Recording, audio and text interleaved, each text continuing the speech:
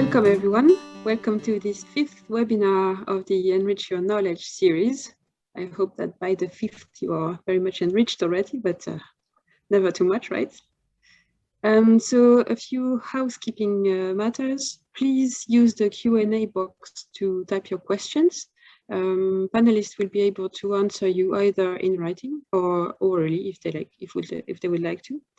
And if you have a question, an oral question, please raise your hand and we can then unmute you to allow you to have it. So please note that this session is recorded, and by remaining in this meeting, you are consenting to being recorded. So I think you know this series already, but just to be sure, what to expect in this series. ENRIITC is led by ESS with 5 research infrastructures from all S3 domains and 5 ILO organizations in the consortium. The ENRIITC project aims to build a permanent pan-European network of ILOs and ICOs and enable industry to become a full partner of research infrastructures, whether as a user, supplier, or co-creator.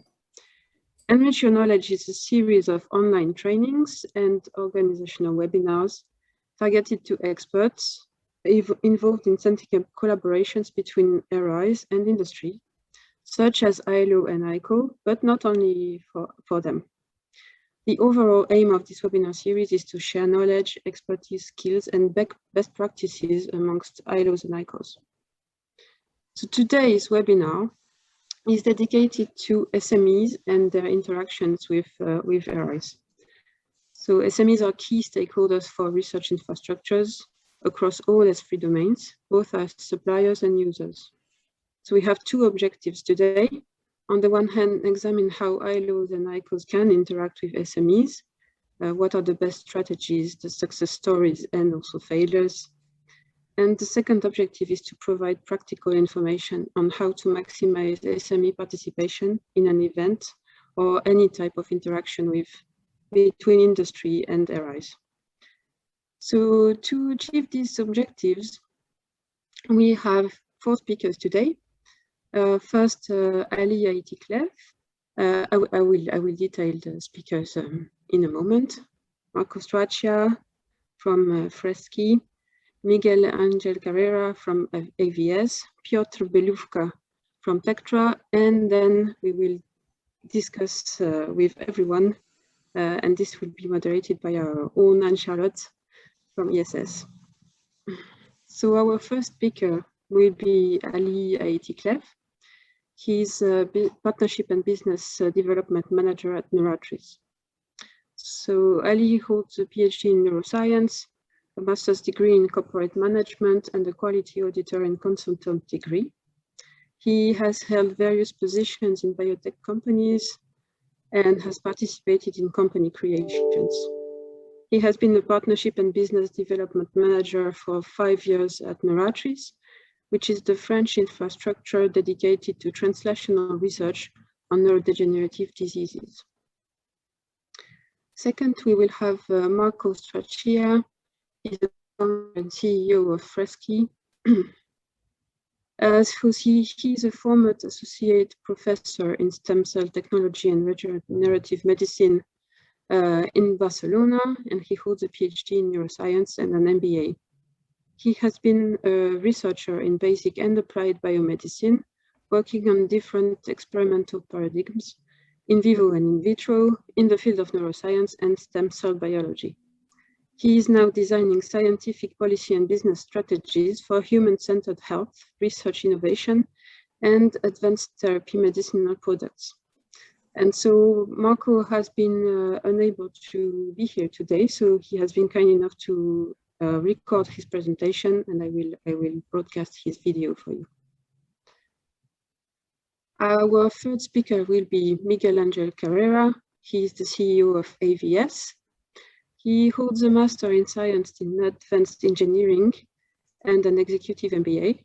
After 10 years working in a technology center, in 2006, he founded AVS, followed by many other companies in the fields of science and space, fintech, nanotechnologies, and big data.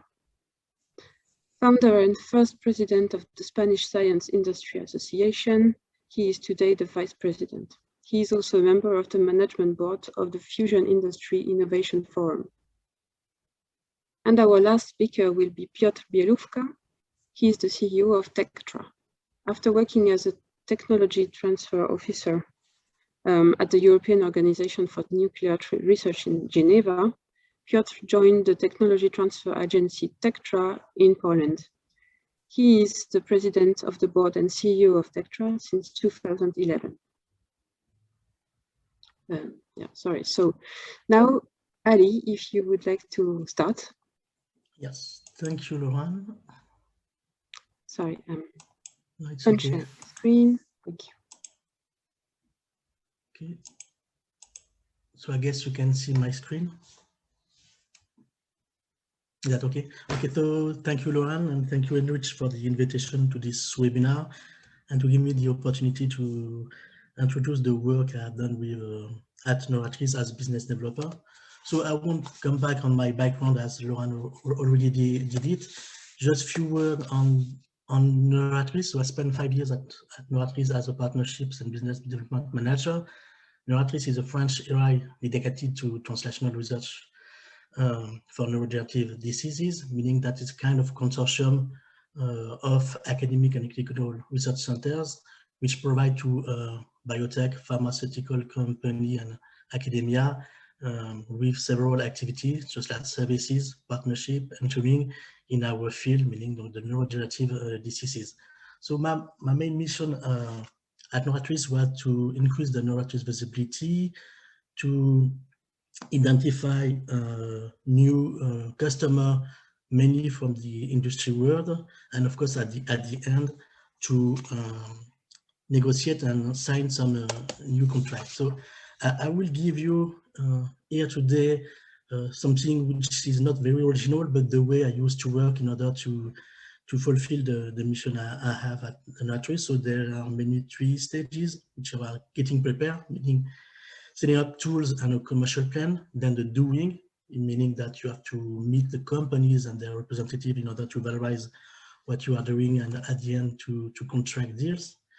And at the end, the following up, meaning that you have to be always in touch with this company representative and to follow up the ongoing project. So I will start with the creating prepared stage, which is to me the most important step. Of course, the first thing is that you have to know very well your perimeters, the expertise of your colleague, the platform, and the people that are involved. As ENRIITC is a distributed array, it means that it was quite difficult to make sure that all activity were well represented when you introduce ENRIITC to companies. So the first things that I have to do, it was to meet my colleague to find out what they are willing to do and not to do, as some others are not interested at all to provide services to biotech. So it's quite important to make sure that what they are able and what they want to do. And the other things is to involve people, I mean, not only scientific people, but also administrative services. When I talk administrative, I mean legal and financial, because this is part of a project when you are dealing with a company. So then you have to set some tool in order to do your work. So I hope it will work. I will share an Excel file that I set up in order to, okay, if you can see on my screen, you can see that this is an Excel table with the name of the company, the description of this activity. Here we got all the contact detail, and in this part you can see when and what about I saw this company in order to make sure that I can follow through the years all this contact. And you can also see that there are some color code. For in yellow, it means that I met the company. In gray, meaning that the contact detail of the company is not exist anymore. And in red, it means that the company is not interested in what we offer. That's the way I work.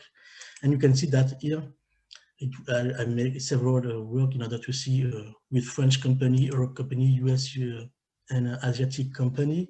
And at the end, I have a total which you can find a sum up of what I did for a year. that I do for each year and make sure that I can see the evolution of the work we have been doing at ENRIITC, in terms of number of contacts, the answer, if there's a no answer, yes answer, the meeting and the deal contracted with people. So I will come back to this thing. And then of course you have to prepare something to introduce your activity. So it's, for me, what's usually a PowerPoint. I won't go, maybe because for lack of time, in the presentation, but the main thing is to be able to have an homogeneous and honest introduction. When I say honest, it means that you don't try to oversell your assets. This is not the good thing to do. The other things as tool, they are the business intelligence data, which are data that can give you all the information about the market you're working on, and moreover the players and what they do and what they are waiting for. So there are many companies in that field, just like a global data, pharma intelligence, biotech, even if it's quite expensive to subscribe to such business intelligence data. As tool, you also have some website of the company, you can Google, and at the end, I will say most of all, your network is as well very important to activate when you do this kind of work. And then I will say at the end, you have to prepare a plan in advance. So what I did, it was a 1-year plan, which consists of mainly in a business convention with also some scientific conferences, because the point for me, my mission was to do some business, to deal contract. So using this kind of commercial plans, so you're sure that you won't miss any important event that ENRIITC should be represented. And the other things that we set up our own annual meeting in order to increase the visibility. I will give you a few words about that then after. Then the next step is the doing style, so meaning that you have to work to do the job itself. So the first step is to contact the companies in order to meet the representative. As I told you, it was mainly business convention. So business convention is kind of a convention which with some sessions of what we call a business speed dating of 30 minutes in order to see if what you offer could match with what the company is waiting for. So in the first place, you have to select to which convention you want to go. So for myself, I want to 4 to 5 business conventions a year. It was 1 in France, BioFit, 2 in Europe, BioEurope Shipping and BioEurope, 1 in Japan, BioJapan, and some of them, sometimes I want to in Bio Spain. So you can go to which one you think is the best for you. So once you register this business convention, you add your profile on the web platforms. You describe all what you are doing, and then you are able before the event itself to select and then to contact company that you want to contact because you think they will be interested in what you offer. And at the same time, the company could also contact you if they think that you are of interest for them. And at the end, you have also to prepare some general or specific introductions for this company. So during this convention, you have to be direct but brief, because I told you only have 30 minutes, so it's not much time. 10 minutes to introduce yourself, 10 minutes for the company, and 10 minutes to see if there is some project that could match our interest. What is very important during this speed dating, I will say, is that you have to adapt your speech, because when you meet a scientist or a science department head, they are waiting for more your know-how, what we are able to conduct in terms of science. But when you talk with a business manager and CEO, of course, you want to make sure that you have this expertise, this scientific expertise, but they want to make sure that you could do the job according to the standards. So that's very important to do. And of course, during this convention, the aim is to valorize all your assets or know-how and expertise. So another way to meet company, for us, it was to design a set a specific event that we call Transnational ILOs Days, which is based on this business convention. I hope it will work. Okay, it should work. So this is the next one that will hold in December this year. To make very simple, this is a, we go to the program. Okay, so this is for instance, three events in parallel the World Day. The first with B2B sessions, it will be also all the World Day, poster session the World Day, and some plenary session, roundtable, biotech pitch, other plenary sessions. The aim is to, in the first place, of course, highlight the Novartis assets, but also open this event to the whole neuroscience community in order to make sure that we will be able to increase our network. In fact, that's the main things of this day. And at the end, we also went to some scientific conferences, but this is not a way in order to do, I will say, business with a private company, but an opportunity to sponsors. So meaning to be seen, but also to meet some company. During you have the second part, which is the dealing contract. Of course, once you meet people, you share with them. So the first of all is to discuss internally with your colleagues about this potential project to make sure that it could fit with what we are able to provide the company, that to make sure to gather the right experts at the right moment for meeting. And there's one thing which is very important during this meeting is to make sure that you won't give all the information. At the beginning, we have few discussions with company. We were there only to have information. They don't want to close deal. So that's why we decided to provide with this company or with all the company two kind of codes, what we call design and study codes. The design codes means that we cover the manpower on the design of the protocol. So we give them all the protocol and they have to pay. Of course, we discussed a little bit before, but we don't give them all the information now. And the study codes mean that you have the protocol, but we also will do the study for the company. So this is something very important in order to make sure that you won't waste so much time. And during the doing stage, you have to make sure that the company has one main contact. And this main contact will be the link with the scientific, legal, financial department in case of problem, but to make sure that the company don't have to look for several people for several kind of information. So that's very important, sorry, to have this kind of role. So I play that role, but it could be someone else from your era. So for the following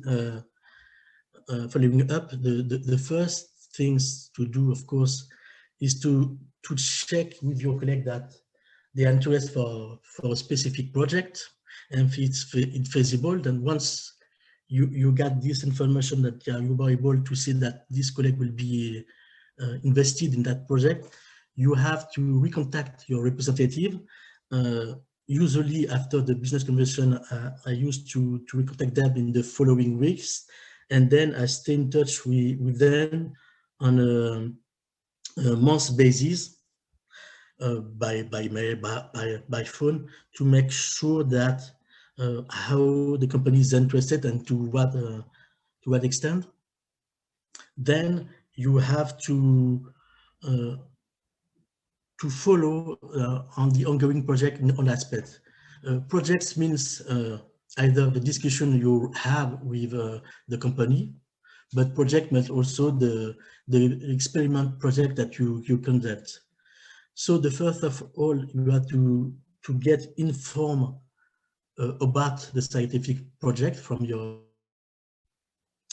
people in your infrastructures, and then you have to sometimes quite important to do, to remind them or to boost them for all parts, science, legal, finance, to make sure that are always very involved in the project. And the company, that is very important, must be informed for any problem that you can meet. I mean, in terms of delay, in terms of experimental issue. You don't wait that the company come back to you, that it will mean that you made a mistake. It's not, I would say, not a good thing. So that's the 3 main stage: preparing, doing, and following up. So then I will give you an example of success story. So I'm not able to give you all the detail, but just what I can say is it was a Japanese company. We were able to follow for the distribution of an antibody in the whole body animal using some imaging approach. So in fact, so it was in 2016, and in June, the first contract was done via ENRIITC, the European infrastructure, and it was Martin Descartes, I guess he is here today, that he was the contact for ENRIITC to us. So at this time, we already knew that there were 2 competitors, one in Netherlands, the other in Italy. We have in July a first call meeting, meaning that we have gathered the experts from our side. And then in October, a first meeting in our facilities. During these 2 times, we knew that the Japanese company made the other site. And at the end of October, we were happy to know that we were selected in order to perform the work. So it was very important this period, because we did the job, of course, but we have also the support of ENRIITC in order to do that. Between the end of October and December, we discussed several times with the Japanese company in order to design the study and to provide them with the quotations. As I told you, we provide them two kind of quotes, design and study quotes. And at the beginning of the next year, we proposed them a standard contract, and we were able to sign this contract at the end of March, with some problem, because I will just give you an overview, something that 2 weeks before the end of March, the Japanese company sent out their contract and told us, okay, you have 2 weeks to sign this contract. So it was quite difficult to make sure.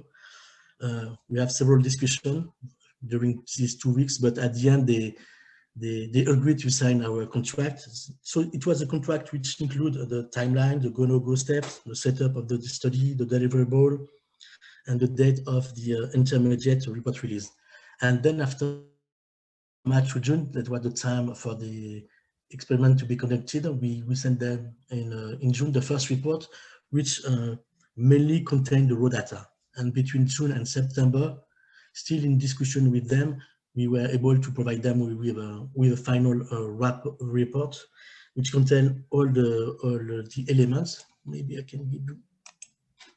And that gave us the opportunity to prepare a model of the report. So it's a blank one, but what is important here, in fact, so, okay, instead of naming the project title, the reference, the customer, and so on, but we decided to have several contact at matrix. One is the one who performed the work, who wrote the report, so with this detail. Then the head of the facility where the project was conducted. And a third validation with the head of ENRIITC to make sure that the standard was done in a good way with the ENRIITC standard, I will say. And then just to give you quickly an overview of the table of contact, an introduction to how we get in touch together, what we are doing, what they are doing, what we are working on, the aim of the study, material method, the results, of course, a conclusion and a summary of the work. So that's what we set up for this work. And at the end, in October, we have the final invoice. So it means that from the first contact to the final invoice, it took about 18 months to have a full deal. So this was an example for the success story. We also met several failures for different causes. I mentioned already the first one, that the company are looking only for informations. it was a waste of time. Not for me. I would say it's not. It's okay, but for the laboratory scientific, because there was then a loss of trust, because they don't want you to lose that time just with a company, because they have just to tell them all the information. Another cause is that we only provide a design study, which was not followed by the conduction of the study, even if we did and they pay for the design. What we met several times that the quote was too high according to the clients, but as we don't provide with routine services but custom made, it was quite difficult to sometimes to provide them with a quote that are satisfied from them, because they think that when you're dealing with academia, it could be cheap, in fact. Another one, which is very, very important, that the too much time that we lost as laboratories in the process of discussing, negotiating, and contracting. It was both at a scientific level, legal, or financial level. So, and we also have a client which refers to sign which refers the contract just before the signature. He said that it was because the reorientation of the objective, but we think that it was something else, but we made that up. So in conclusion, as you know, the real life is quite difficult, because we met some few success stories, but compared to the many failures, because whatever the plan you put in place, you're always facing with different and unforeseen situations, whatever the plan. But at the end, I will say that you always have a good return of experience. And it's really a day-to-day learning. And what is a good example of that is that in the first place, some companies now contact us directly through our website. That was not the case before all the process we set up. And even some companies are advised by our previous contact, that could be just a prospect or client, to get in touch with us. So that's why we were quite satisfied about this work. And thank you very much for your time. I hope I won't too long. Thank you, Ali. Thank you very much for this inspiring presentation. So we had two questions in the chat from Martin, so maybe we can address them now, or depending on the time that remain for the other speakers. I think we are fine time-wise, so okay. no problem. Okay, matching events next. A fruitful connection between a user and a provider. How can you best prepare the prevent two package, trying to sell something to each other? I'm just going to read the question to everyone just in case. Okay, go ahead. So a good matching event makes a fruitful connection between a user and the provider.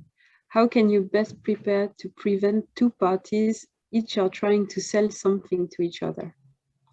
Okay, during I will talk from my experience. So during the business conventions, it's before discussing with the people, as you have the profile of the company, and you share some information. There are some email account chat line on the web platform, so you're able to discuss to make sure that what you are able to propose. So if the boss of the company or the structure want to sell to each other, if it's okay, great, but if it's not okay, you don't have to wait the face-to-face meeting in order to say, okay, I'm not interested.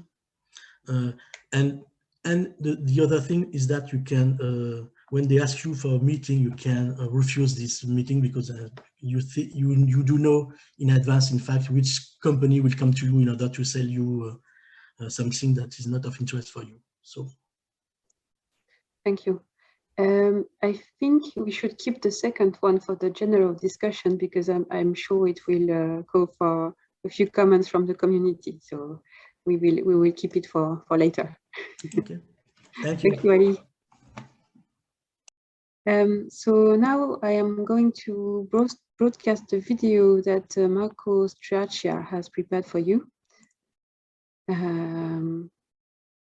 here we go.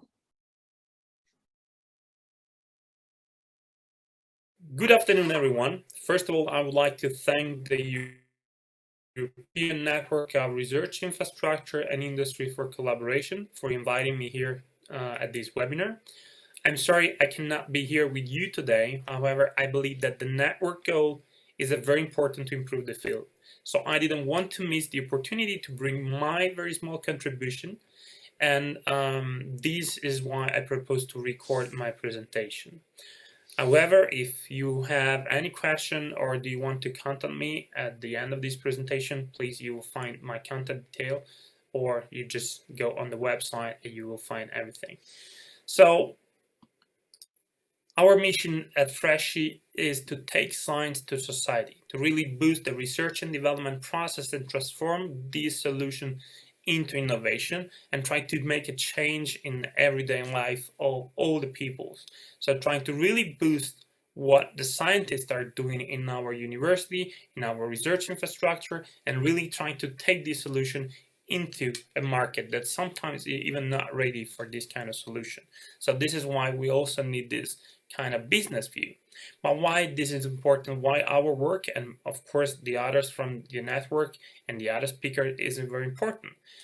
Because as you may know, the President of the European Commission, Ursula von der Leyen, said at the opening ceremony of the European Innovation Council that Europe is a powerhouse in science, but while we are good at making science with money, we need to get better at making money out of science.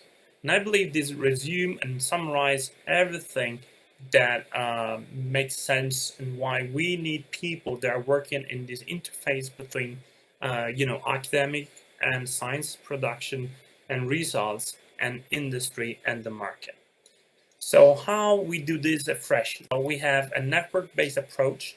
So after we have all different stakeholders, we try to get all the people together, the relevant one, to get their view and trying to understand really which are the drivers and the buyers.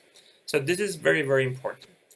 So in our case, our team is working on the different kind of people and different kind of stakeholders that we interact with. And our team, which is Dr. Rossi, one of our representatives, together with Dr. Vanesta, Engineer Solano, Dr. Escasana, and as you know, I'm the manager of this great team, so I'm very happy to present them. So our business services are around 4 big areas. So our scientific expertise, which is targeting very specific areas like neuroscience, regenerative medicine, stem cell technology, ATMPs, advanced new approach methodology, immuno-oncology, and tissue engineering. These are the area of expertise where we work and we usually operate. And in this area, we of course provide business services, especially business analytics and strategy, usually to create business plan, but also we create policy and regulatory support. So we also do independent science sector studies, for example, to understand the legal framework, but also which is, let's say, the trends in the market, but also in the scientific work. And of course, thanks to all this knowledge and all our partners, we also can create collaborative projects at European or international level, providing idea, partnering, but also communication, dissemination, and the exploitation services. When they are asked me about our relationship with research institutions, so we have 2 big kind of relationships. So sometimes the industry asks us to get in contact with research institutions that we know or that are active in our field, or sometimes the same research institution is our client. So when we are asked to contact the research institution, so usually we target high-level people. Usually, if it's university, you have the vice decane office that usually is in charge of innovation. Or if technology transfer office is in place and is very operative, we also get in contact with them, their chief transfer officer. So why usually the industry got in contact with us? Usually because they would like to have a market study to validate their internal developments, to find experts, of course, to have independent technology evaluation. We also create brokerage events to analyze all the value chains at the different stage of innovation, for example, to create them if they are smaller, or trying to get involved in a scientific collaboration to further develop in something that they already have, or sometimes they just would like to have our data analysis services or our statistical services. So these are the main reasons why the industry got in contact with us and why we then target, the research institution.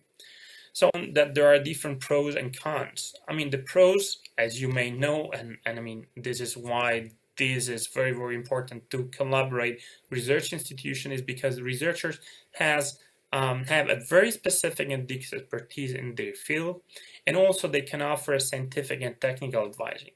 I mean, we are talking about very scientific and technical. We're not thinking about a business strategy, which is something that we provide. But which are the cons? So we have worked with very big institutions at national level, so governmental institution, but also, university. So these do not apply to all our clients, but these are examples of things that can be improved, for example. So in many, many cases, we found that there are very few ILOs. So there are very few industry license officer. And when you have ILOs there, they have different degree of experience, which makes really difficult to interact with them. And maybe they have a very good background in science, but in very specific area and not in the area that you are looking for. So this makes that their vision of the field, it's different from yours. The big problem sometimes is the time of reaction. And the time of reaction means that when we contact them and we would like to start the conversation, this takes a lot of time. When we start the conversation, we would like, to really have a legal agreement, then also takes a lot of time, which usually does not fit with the industry timing. So, and I believe that this time of reaction, as I said, it's not a general, but these are some examples, is due, for example, that there are a lack of established legal collaboration protocols, for example, with industry. There's a lack of communication or a misunderstanding between what the scientist has to do and their own administration. Administrative bureaucracy, which is fine. We can serve this bureaucracy a lot of the time, but every single institution has very different protocols. A bureaucracy and also the administration are not always skilled to work with industry or consulting firms. And the other part is price. So all the research institutions that they have external services, of course, they have a very clear price list, but sometimes you interact or you ask for services, for service that they're not really, in their institutionalized, let's say, or integrated in this institution. So then for them takes a lot of time to calculate the price. So these are the most difficult part, usually when we target is research institution. So as a research institution can be our client. So they contact us usually to build, of course, international consortia for projects, for business or scientific strategy, also to build spin-off and startups, and of course to create also for these spin-off and startups or for service that they would like to offer. They would like to have financial viability studies. This is something that we do a lot. But also dissemination strategy planning, business planning, transfer IPR to industry, because they may have a lot of patents, they have a patent portfolio, but they do not have the contact with industry. So this happens, for example, for some university, they do not have a very established collaboration or tech transfer office. Or they have, as I said before, very few ILOs in their tech transfer office, or maybe they do not know the very specific field.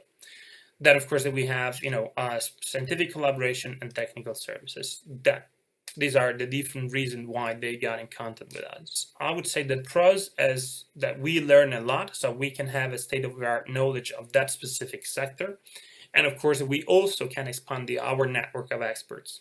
So this is very, very important.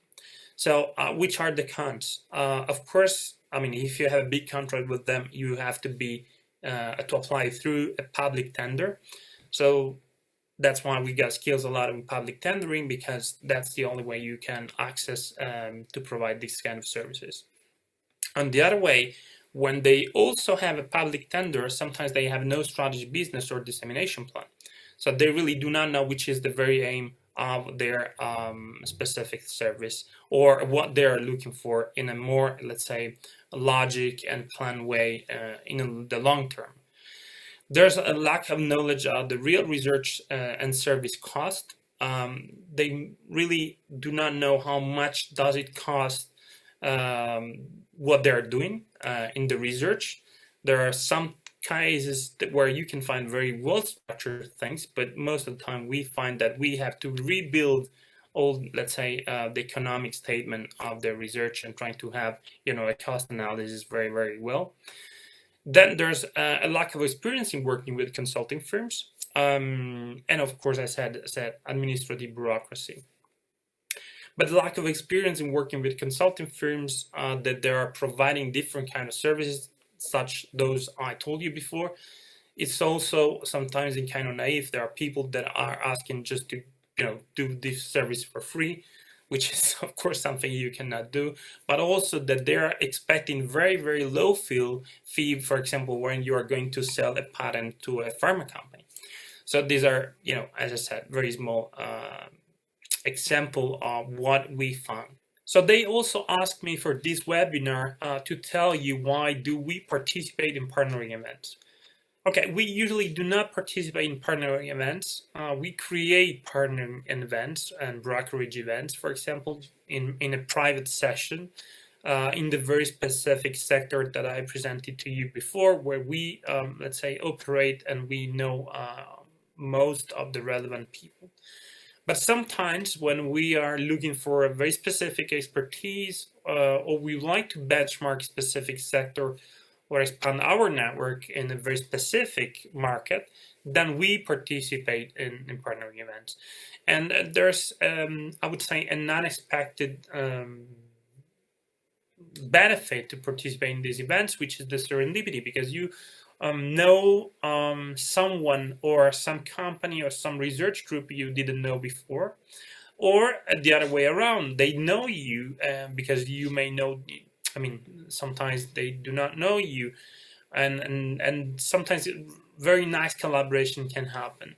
And this is something that it's not, it's not a minor thing, but actually sometimes we just go there for fun to see if something happened, something new, to stimulate ourselves also to, different kind of areas. So this is very, very important.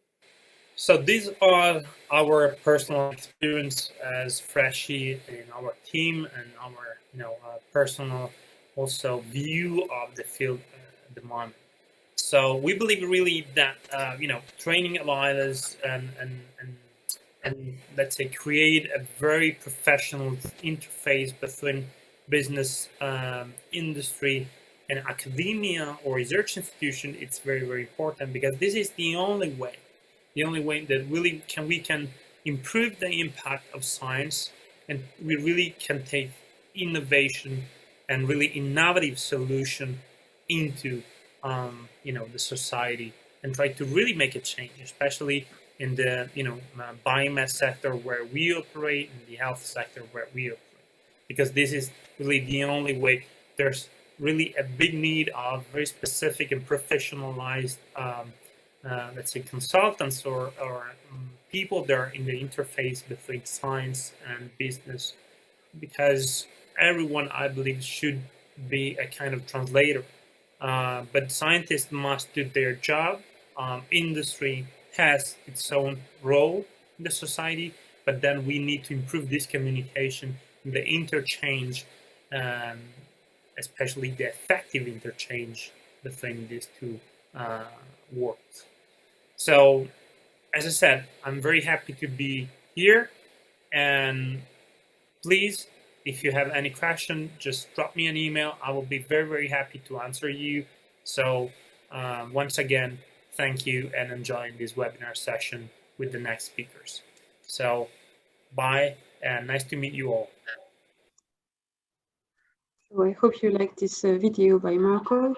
If you have specific question for him, don't hesitate to write to him, as he said. And if you have less specific question, then don't hesitate to type them in the Q&A section here, and we will try to answer them collectively. Now I will give the floor to Miguel. Okay, well, good afternoon to everybody. My name is Miguel Carrera. I'm the founder of ABS. I will try to give you a perspective from a company that has been for the past 15 years selling solutions to research infrastructures, large scientific facilities. And of course, I will give you my view, my personal view on how to do business in this field. Okay, next, please. Okay, so ABS, we were set up in 2006. So we just made, as I just said, 15 years. We normally respond to specs. So we try to find worldwide, and now already we have been successful in tendering in more than 25 countries all over the world. And we try to find specs for complex engineering problems that need a very, very specific solution. So to that respect, once we find these challenges, we try to tender to them, we try to win these tenders, and then from then on, we build concepts, we do all the analysis, procurement. We actually develop the device or the instrument, and we deliver it to wherever is needed. We are based in Spain, the north of Spain, also in other cities in Spain, and we are also based in France, UK, and in the US. So we are about 150 people already. So next, please. We develop our business, as I said, 100% in science or for science. As far as we know, we are the only company that is successful in all these 7 different scientific fields where we actually deliver functioning products. So we develop instruments in astrophysics, accelerators, fusion, neutrons, synchrotrons, lasers, and space. This is not a purely and a strict scientific sort of division, but this is how we divide as ABS our market, which are the scientific facilities, and this is how we approach them. In fact, okay. So next, please. So I think it's important, and it could seem somehow obvious that all segments are different. Yes, they are. We are involved in all of them because we could not be alive if we were dependent on one of them. So there are many things that are similar between them, and most of them are technically specific. That is, I don't know, most of the things that we do, they are critical systems, they are precise, they have to work in ultra-high vacuum, high radiation, they have low maintenance or no maintenance in space. So from the engineering perspective, they are very similar. From the market perspective, are very, very different. Okay, so it's very important how to approach all the clients. So if you imagine astrophysics, you have a large client which could be ISO in Europe, but then every single specific telescope is a different client with a different modus operandi regarding how they buy, when they buy, etc. It's important to know that even in the same field or in the same segment, all the infrastructures are different. Okay, and I'm always talking about how you approach all of them and how you are trying to make business with them. Just imagine how many different clients, I'm talking about people that you need to approach, CERN has, for example. Okay, so one thing is the purchase department, but there are many things and many people you need to know before you get to that point, and this makes it very difficult and very time-consuming, which is something that is very specific to this sort of sector. So we need to even though you have a single client, which could be CERN in this case, then you need to know many people within the organization in order to prepare yourself for that. Then you have multiple stakeholders. You have labs that could be fully European, other labs that are participated by some countries and not others. In Europe, there are other organizations that are participated by other countries abroad, outside Europe. Then you have labs that are contributing from your country or other countries to that facility. So there's the word stakeholder has a very broad I don't know how to explain it, but it's a broad range of stakeholders in this sort of sector. Okay, you have different rules in every single country, and you have different rules for each independent facility. So you can imagine how difficult it is actually to tender to them. And also, it's very important to understand the timing. Timing is everything in this sort of business. You have time, it's true. When you go to all these brokerage events and you go to the business forum, IBF or wherever, you find many presentations that actually tell you how they can tell you how these investments are going to take place in the future. So you will be able to see the whole picture of each and every facility in the long term. But then you have to understand where you are with respect to that timing. Okay, you have to understand when things are going to happen, and you have to be prepared to, I don't know, maybe a 2-3 year shifting in these plans sometimes. So you cannot rely on one single facility. Next, please. Regarding the value proposition, as I said before, there are many rules. There are many different between the different countries. If the tender is taken is to a specific or ruled by the laws of a specific country, or if it's ruled by the laws of the specific facility, and then you have to be very clear on your, as a company, value proposition. Are you going to the lowest compliant offer? Or are you going to best value for money? This is very important. Very important in facilities like CERN, for example, that they go to the lowest compliant offer, which is fine, but you have to be clear on that also. If you are trying to propose value, added value in terms of I don't know, resizing or redefining or redesigning whatever was asked for, you have to be still compliant, lowest compliant offer. There are other labs that are best value for money, so you have to be clear on which is your value proposition and of course stand to it. And then you have this third aspect, which is the year return. How returned, in some cases, these facilities, they need to comply with some rules of year return.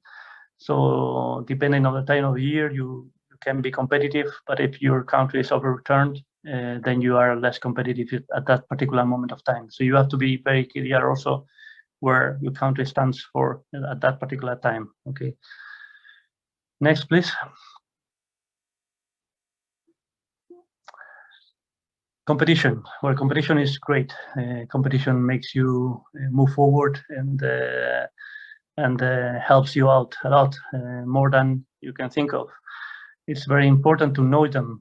You have to know your competitors. If you are new to the market, if you are a startup or you are a small company that is starting small steps, the best thing you can do, and you can focus not only your clients, but as important is to focus on your competitors, see what they're doing. You have to understand them, and you have to understand their vision, where are they going to, if they're going to be your competitors forever, or they're moving up in the value chain, how they are performing, their vision, in fact, and also their value proposition. In order for you to tune your value proposition compared to that. Okay, you need to sort of explain in a market where you are not known. You need to explain yourself and your value proposition, and this can be done as a standalone or can be done as compared to. Okay, it's clear that every lab that has sort of I don't know 30, 40, 50-year track, they have a good pool of suppliers where they actually rely on. And even if you are new to the market, you need to explain yourself. And the quickest way to explain yourself is to put an example. Who are you compared to whom? Okay, so that's also important. Next, please. The brokerage events. They are important, of course they are, but it's only a first step. As I said before, there you get to know more or less which is the sort of investment and sort of developments and where at the time they're standing, all the different labs and facilities. But you need to understand it, and then from then on, you start the actual work. There you can actually make the first filter of where to go to, which is important because you don't have unlimited resources to travel, and you don't have unlimited time, so you need to sort of drain the thing and try to make a short list in order to be able to have success on where you are shooting. So then start traveling, and as I said before, traveling has been, or it was for us, absolute clue in order to be able to present ourselves. That's the only way really to actually do it. It makes a difference. It does make a difference because right now, how good or how bad is your web page? Most of them are in a very good standard, so you cannot differentiate yourself very much on that. You cannot differentiate yourself at SEO.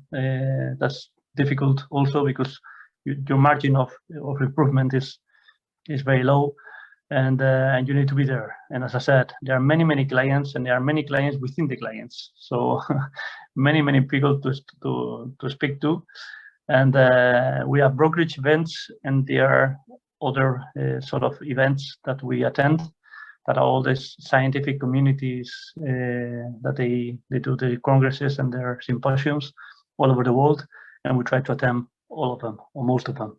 Okay, next please.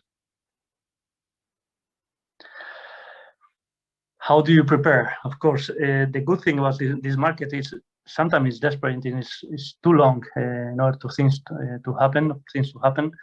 But it's true that if you are patient, you have time to prepare yourself. So you have time to prepare yourself, as we did, for example, for I don't know, to get to Mars or to be able to deliver goods to ESS or ESRF or ESA or ITER. We did our research and development. We found the appropriate people. Once we had all this traveling and we sort of knew what we had left in order to be able to compete, then we have to get our own facilities to be able to tender to certain projects that were on our vision. We need to get hold of some technologies, and of course we had to reach a minimal size. That minimal size is important in some fields. It's not so much in others. I would say that in astronomy, particle accelerators, synchrotrons, neutrons, size is not that important. But we're talking about fusion and space, size is important. So there's a minimum size. You have to be credible. Normally, the scientists and the labs that are tendering these sort of complex projects, they actually rely on you. Okay. And they rely on you not only on your capabilities or engineering capabilities, also on the confidence that you could actually give them, that you're going to be alive throughout the process of the project. A typical project for us is between a year and a half and 6 years, you have to demonstrate that you are performing well, that you have a vision, you have a strategy, and you have the financials and the actual size to be able to respond. So next, please. And this is important, tenders. You need to calculate your odds. There are hundreds of thousands of tenders every month in the world. That's an absolute truth, and you need to know where you have the best probabilities in order to win. A typical tender, independent on the administrative side, which is, you can imagine in 25 countries how different it is in order to put all the paperwork that is needed for each individual tender. You need to calculate which are your probabilities of winning this tender, because typically it takes in the range of 3-4 people for 3 months in order to prepare one single tender. So you cannot miss many of them. You need to be able to win, I don't know, about 1/3 what you present, and to do so, you need to compete only in the ones you can actually do something. So that is very, very important, and it takes time, but this is done by the things that I told you before, which is traveling, meeting people, going to congresses, identifying needs, identifying your own weaknesses, trying to moderate or cancel them by investing in research, people, infrastructures, whatever, and then you calculate your odds and then you go for it. Okay, so that will be the message. Next, please. And this is very important also. This will be the last one. It is very important to share your vision with the clients. You are always translating, or you are always trying to transmit your clients what you will be in the future. Okay, but you need to be clear about it, and you need to be very precise on what you want to be in the future, because sometimes when you approach them, they are not in the buying mood, or they are not in the investment sort of moment, but they will be in a time, and you need to be able to transmit them that you will be there in the future with that vision. Okay.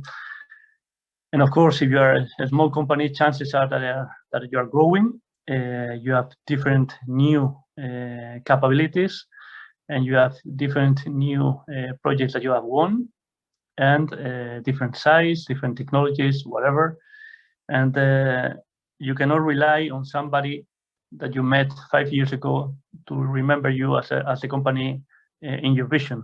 You have to give regular updates to all of them in order to tell them how you are and how you are performing, and what you can take right now, and how you changed as a company in order to be able to enter in different sort of stages in larger or more complex projects or whatever. And this again goes to the visiting side. So it all goes down to traveling and traveling and traveling. And to give you an idea, myself, I think I spent 3 nights per week for the first 10 years outside home. So it's an investment, of course. Now that's why in this sort of non-traveling 2-year period that we are suffering right now, ABS is performing so well, because we actually visited many people for the past 15 years. So that will be it. Next slide. Thank you very much, and I'm prepared to answer any question. And of course, this is my experience, and this is my vision of this market. Thank you very much. Thank you. Thank you very much, Miguel. So for the sake of time, we won't take questions right now. I think there are 1 or 2 directly for you in the Q&A section. You can answer them in writing or after the last presentation, if you like. Okay. I will now give the floor to Piotr. You should see it now. Yes. Okay, so first of all, thank you very much for the invitation to this meeting and for the possibility to present the Tectra company. With respect to the technology transfer of the ideas or of the technology that was invented at CERN for purely scientific purposes, and now Tectra has acquired this technology and we are the producer, and we are also trying to develop this technology for the industrial condition. So first of all, a few words about the Tectra company that was established in 1998 as a consulting company for promoting CERN among the Polish companies, as well as promoting Polish company at CERN. The idea was that, I mean, the basis of this idea was that CERN was quite unknown for the Polish companies, and we were losing many tenders that could be placed in the Polish companies. So the Tectra was established by a group of the Polish scientists, and among them was the Polish ILO, Professor Horowski at that time, who pointed out that a part of taking part in tenders, it's a great possibility to benefit from CERN in form of the technologies that can be transferred from CERN into industry, and that possibility is equally spread among the all European companies. So at that time, I joined the Tectra because I used to work at the ETT, I mean, Education Technology Transfer Group. The group was established by CERN, and the aim was just to find out as many technologies that was embedded at CERN and to spread the possibility of transferring the technology to the other countries.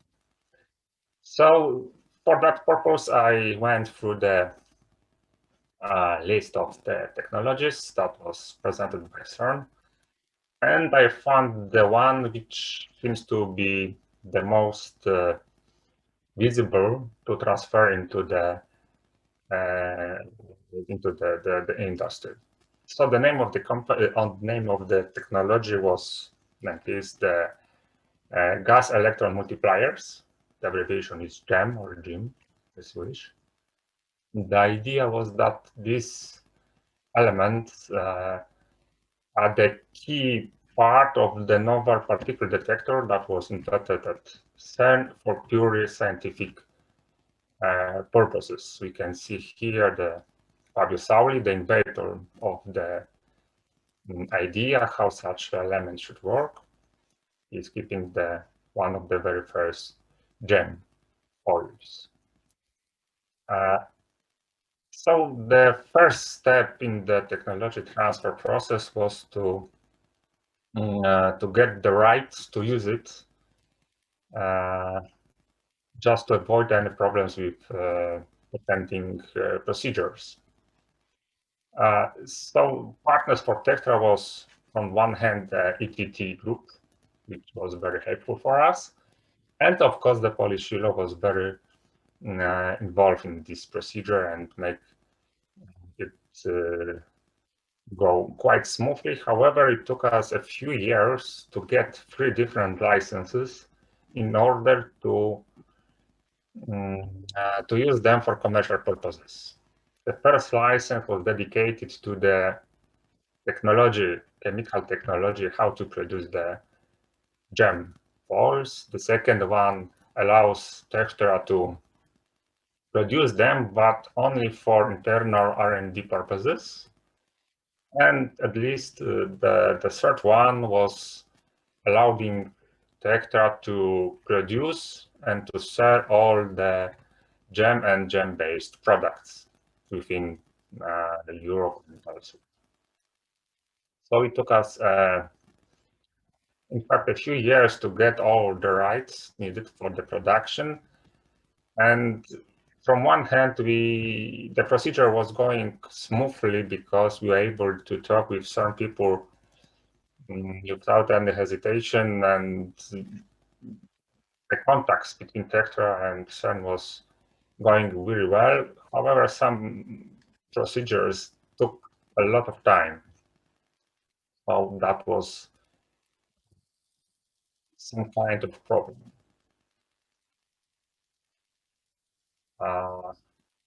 So let me shortly present how the technology transfer process technically went from CERN into Polish company. At first, we started a collaboration with big Polish company, whose name is ELDOS. And ELDOS was using the same, or almost the same technology to produce printed circuit boards as the technology which is needed to produce gems. And we decided to start the cooperation. It took over 1 year. And the idea was to spread the technological steps between two sides. I mean, Tectra was responsible for the patent protected aspects, I mean, to etch carton, and ELDOS was responsible for all of the other techniques or steps. You can see on the photos the so-called prototype etching line. It was assembled by Tectra, and that was used for Tectra just to master the etching process, just to learn how to operate it in industrial condition, not in the lab.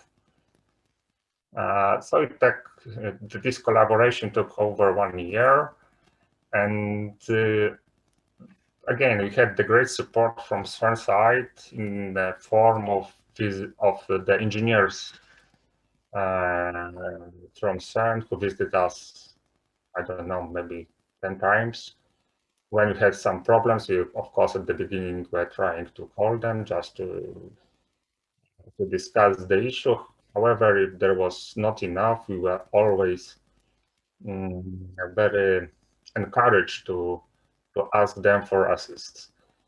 The main problem was that the fact that the technology was so novel that nothing was written. I mean, all the information about how to proceed with the production was given by the inventors. Maybe get some sketch, some mathematical formulas, and so on, but there was no anything like a recipe how to operate the machines to make the final product. After 1 year, After 1 year, we managed to master the production, and we decided to go further. So we get in touch with Wrocław Technology Park, a non-profit organization that was dedicated to support spin-offs according to the EUA program, which name was Intelligent Development. So we hired a small lab, about 50 square meters. We rent dedicated machines for the PCB production, like exposure units, laminators, and so on.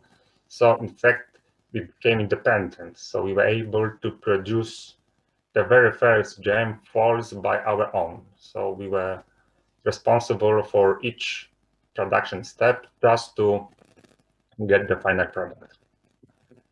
And again, we had great support from CERN in order to master the quality of the elements. We spent 3-4 years in that lab, starting from the trials, tests, and so on.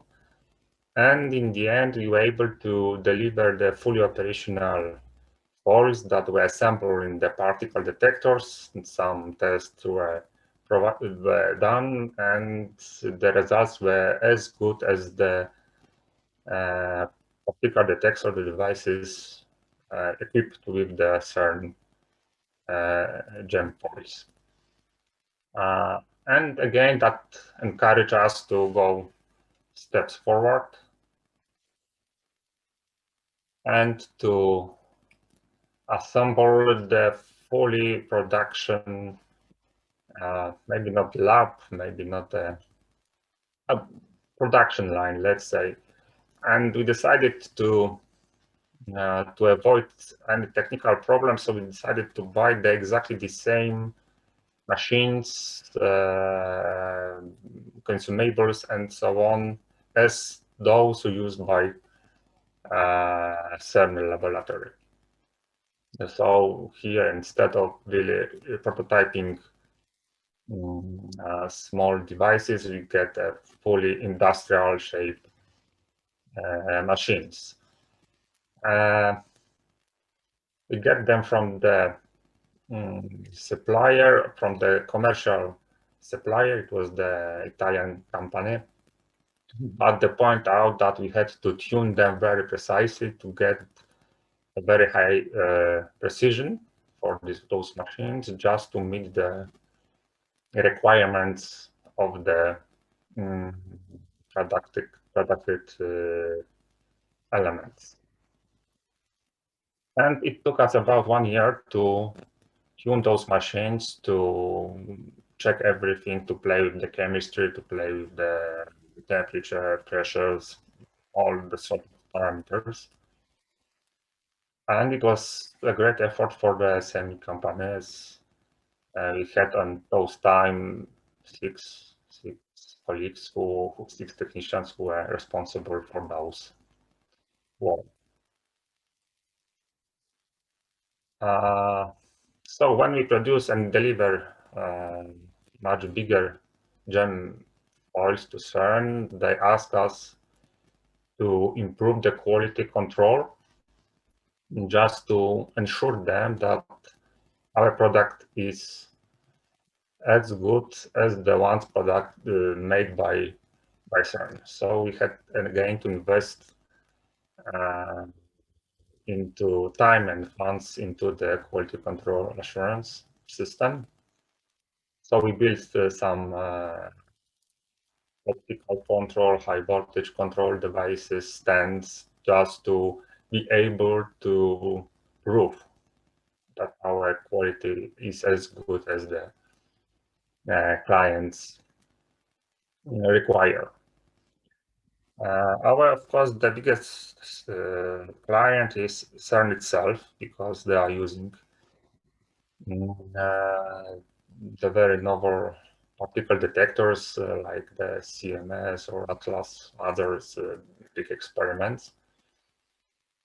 However, since 2010, we have delivered a few thousand gem foils, and you need to remember that for a single detector, you need at least 3 foils. So, few thousand particle detectors based on the gem technology is now operational, and they have our amplification devices. We are very happy to produce very special foils with different shapes, different parameters. Maybe I'm not going to talk about the physics itself, but as the technology is quite novel, there is a lot of space for additional R&D work. So there are plenty of universities which are looking. Yeah.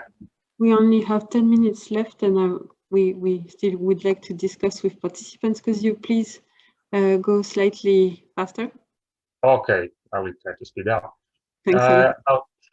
Our clients are spread around the world, because we've got the Experiment Panda from GSI from Germany, from Switzerland, the CMS and other experiments. Then from China, the SPRI detector, and from States. So the market is really big for these elements. However, you have to closely collaborate with the universities.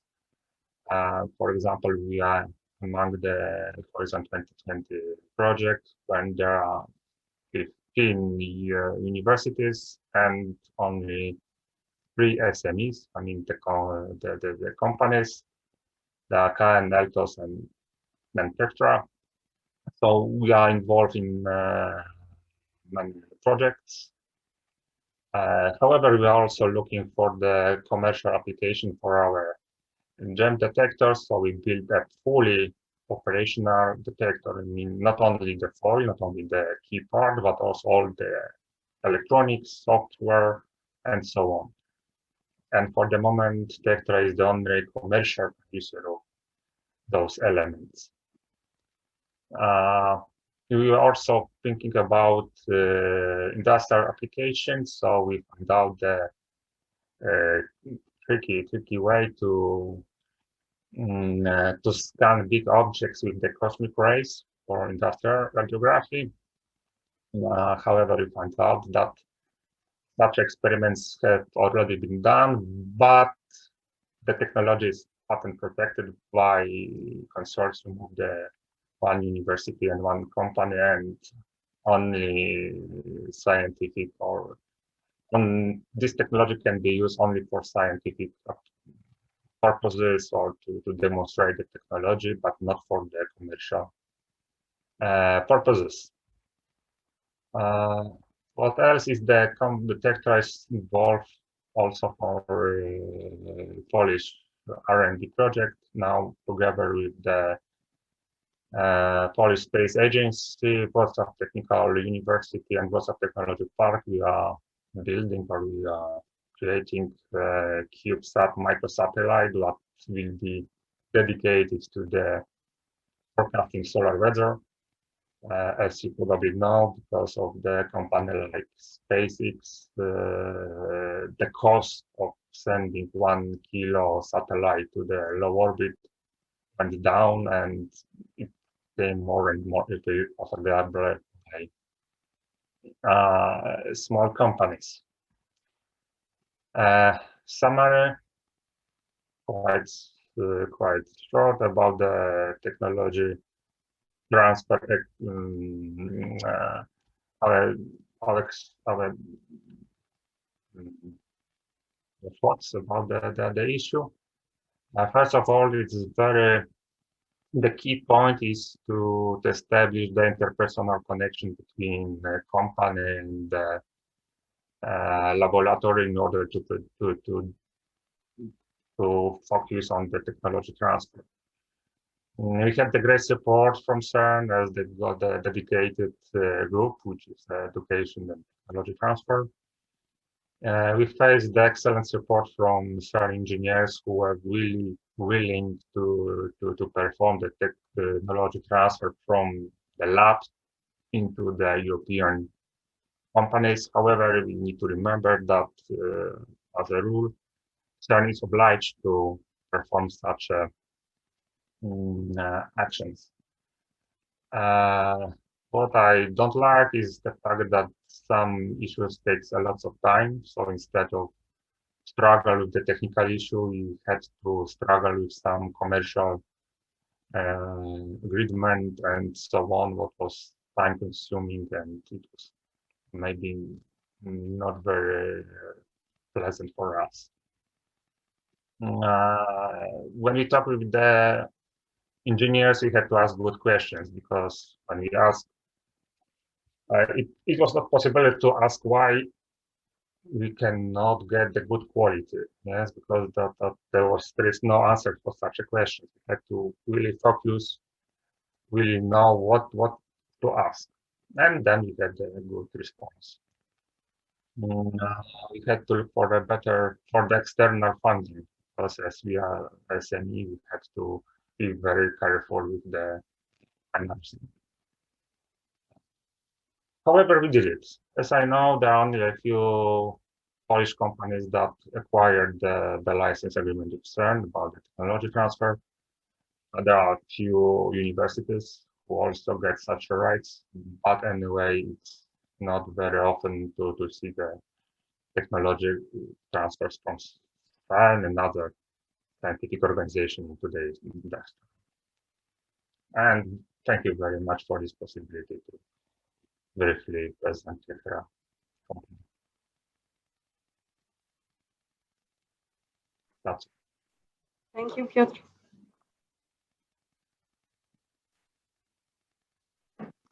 So now we just have a few minutes left for questions, but in case you are available a few minutes more, maybe we can continue for a while.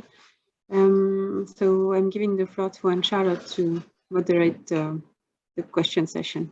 Yeah, thanks a lot. Thank you very much, everyone. That was very interesting. And I think it was covering quite a broad range of type of activities and with a diversity of examples. I think I would like to give a bit the floor to the audience if we can give them the possibility to speak. There's 4 questions right now in the chat, so they were covering the entire panels and the presentations we had. So I don't know, Martin, do you want to raise your question yourself? Because maybe then we can have some kind of a bit of interactivity. I'm not sure we will be able to see you, but at least if we can hear you, that could be, nice. He had to leave, actually. He sent me a message, sorry. Okay, well, I got a good question. So. Yeah, so maybe I will take his question, and then if Belen is still in, we can continue. So Martin was asking, from an IRI perspective, the focus is on providing collaborative services. How does that fit to the format or scope of B2B meetings, business conventions? And are these not only or mainly focusing on assets requiring IP positions and less suitable for selling services? Who wants to say something? Ali, I see you're active. Maybe I can answer from IRI perspective. At this business convention, there's not only a company who want to focus on the asset, I mean, on the IP. When you look at the profile, there are people looking for collaborative services. They're looking in order to in-license or out-license. There are all kind of profile. So the answer is that this kind of business consent fit with the expectation of IRI, and just a figure that for each business convention, I usually have 20 to 30 meetings with people, meaning that collaborative service that you can propose is also expected during this business convention. I think that's like a really speed dating, huh? So you have very few short time to do a lot of business, and so I guess it's very concentrated. Belen, are you still around? Do you want to ask a question? Yes, I am here. Thank you, Anne-Charlotte. First of all, thank you very much for all these interesting presentations. I have a question for Ali, our first speaker, and is related with the payment policy of research infrastructure. So do you have a specific payment policy during the execution of contracts with SMEs? I mean, do you have, for instance, partial payments against forthcoming milestones or initial pre-financing? Because from the experience of ILOs, that is normally very much appreciated by companies, by SMEs. Yes, exactly. I told you during my speech that ENRIITC is a distributed research infrastructure, meaning that we have 6 different centers, which each one have, I will say, his own payment policy. So it means for one center, of course, we've got this kind of policy, meaning that according to the facility, that you can have a specific way to set up the contract with a prepayment of, let's say, 30%, and with some go-no-go step, and depending on the go-no-go step, you have to pay or not. We have things like that, but it's quite difficult to say that at the ENRIITC level we have a share payment policy. So it's depending on the center you deal with. Okay, thank you for your answer. Then we have a question for Fresky. So I think, Laurent, I would suggest that we can send him directly, and maybe Chiara can also link this question on our LinkedIn group of we have a private LinkedIn group for the project, for those who don't know. And I think we can put this question directly and ask Fresky to answer it in the group, and that could be interesting. And then Martin again had a question. So for you, Piotr, on CERN. So CERN is a public funding initiative. Are there any contractual requirement that certain, like a percentage of revenues from tech transfer should flow back into CERN or to other public initiatives? I mean, there were some rules, but they are changing all the time. Anyway, for the technology transfer should be for free from CERN to the European companies, because the government of each member states are paying some funds to make the CERN operational. So those I mean, those states, those companies should also benefit from CERN in form of the technology transfer.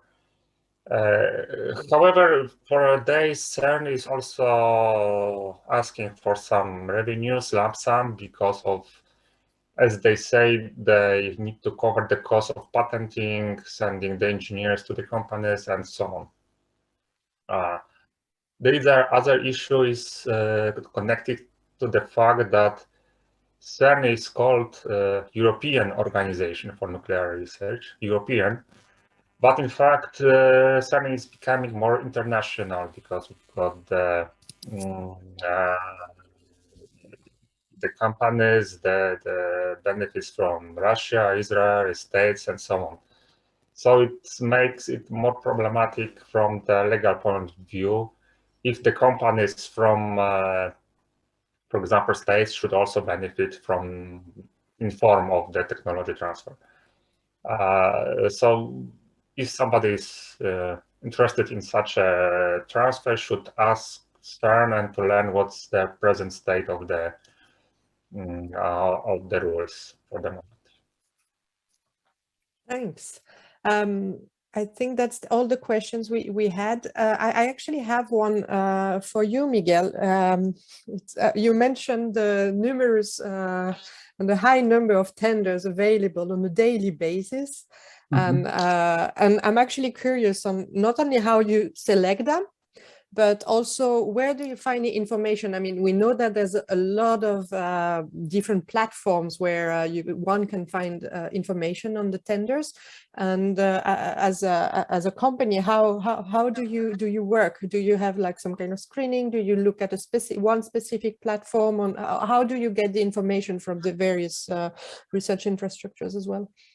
Yeah, well, first of all, for the type of tenders that we address, if you get to know them when they are published, this means that you're late, okay? Normally, okay, they are very, very late already, but sometimes even years late. So first rule is you never tender to something that was published and you never heard before. Okay, that's the first rule in order not to lose your time. And then, of course, as I said before, we have our own methods, which is to, as I said, we attend to each and every scientific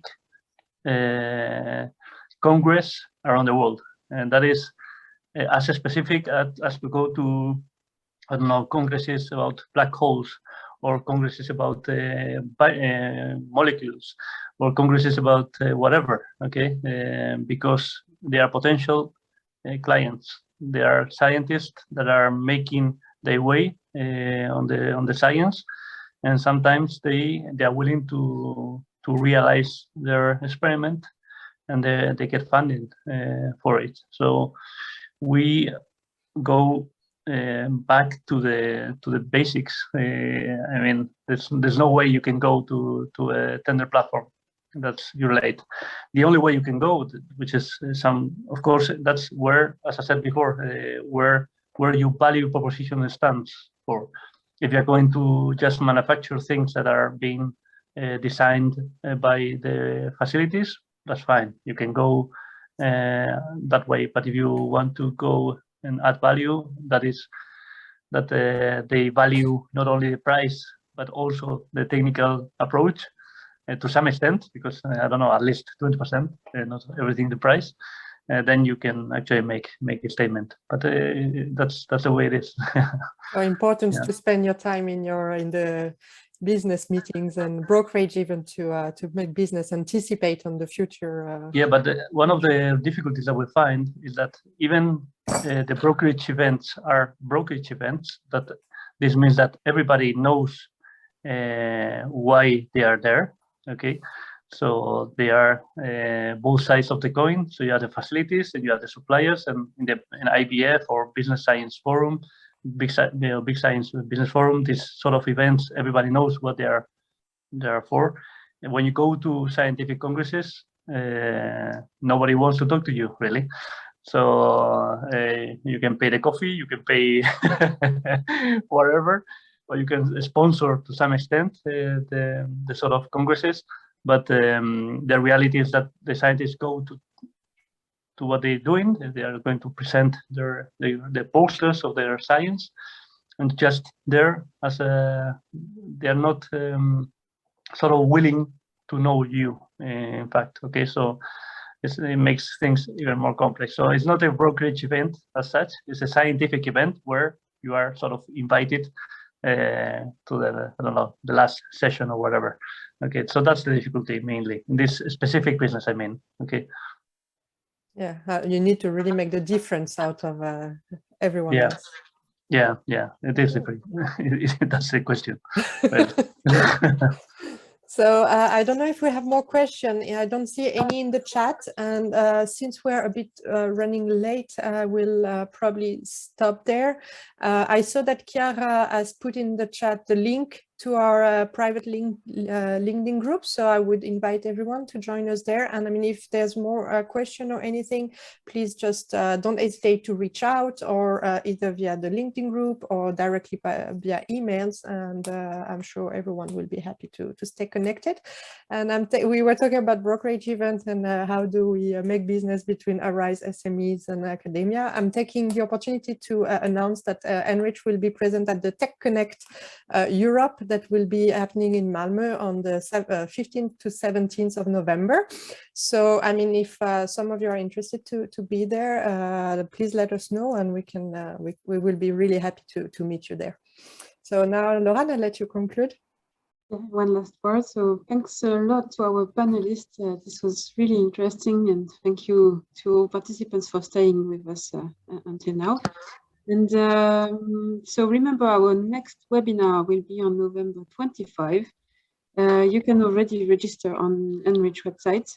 And yeah, we are looking forward to see you there. Have a nice day and see you soon. Thank you, Laurent. Thank you. Thank you. Bye-bye. Thank you very much. Thank you.